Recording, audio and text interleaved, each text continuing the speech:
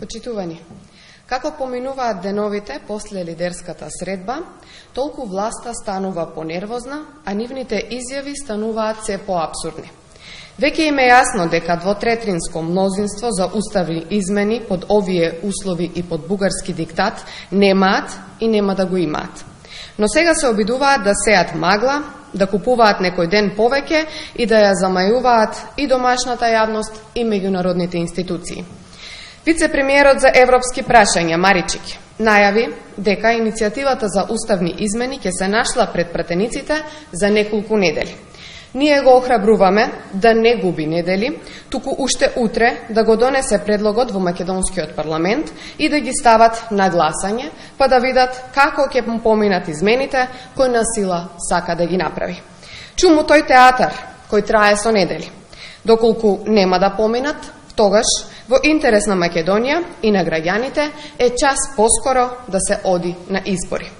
Целиот ќорсокак во кој се наоѓа Македонија е резултат на катастрофалната политика и апсурдните чекори кои ги водеше оваа власт на СДС и ДУИ. Тие наместо да се свестат и да ја прифатат подадената рака, продолжуваа со деструктивната и нелогична политика. Па така слушаме изјави од владини функционери од типот: уставните измени се прифатени, а предлозите на ВМРО ДПМН се неприфатливи. Епа, Маричик и Ковачевски и СДС треба да знаат дека такви манипулативни и апсурдни изјави не поминуваат во јавноста. Понудата на ВМРО ДПМН е концизна. Дадени се два предлози и доколку СДС и Ковачевски не ги прифатат, нема никаква подршка, бидејќи овие предлози овозможуваат и евроинтеграции и заштита на македонскиот вековен идентитет и јазик. Ковачевски и Маричик, наместо времето да го губат во тоа кој повеќе ќе ја манипулира и ќе ја замајува јавноста, попаметно ќе им беше да дадеа конкретен одговор кој предлог на ВМРО ДПМН е прифатлив за нив и на тој начин да застанат зад националните и зад државните интереси. Ви благодарам. Дали има некој прашање?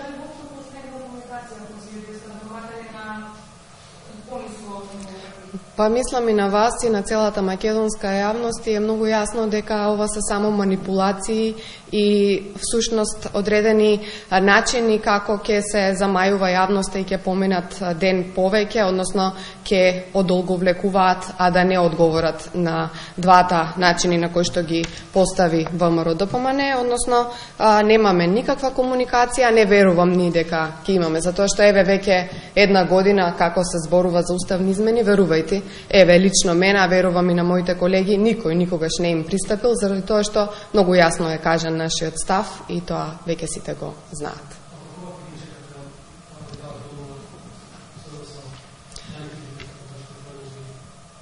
Тие се на потек. Јас верувам дека ако имавме една одговорна влада, која што навистина беше да се спроведат сите овие работи кои што, односно треба да се спроведат уставните измени, навистина беше сериозна во таа своја намера, сериозно ќе ги прифатеше понудите од ВМРО ДПМН, ќе ги размислеше и потоа ќе кажеше која ќе ја прифати, а наше е да очекуваме дека власта навистина ќе застане зад македонските и националните интереси на државата.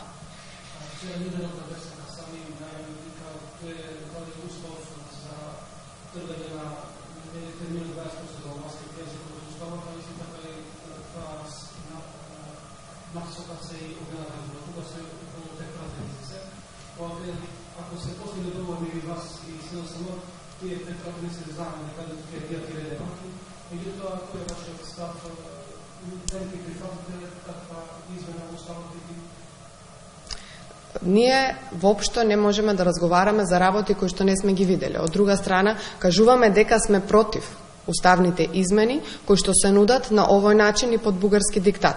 Тоа значи дека воопшто не треба ниту да разговараме за никакви други работи, затоа што ако прифаќаме и разгледуваме предлози кои што се даваат на пресконференции, воопшто генерално ќе бидеме несериозни, бидејќи и вака предложените уставни измени за нас се неприфатливи.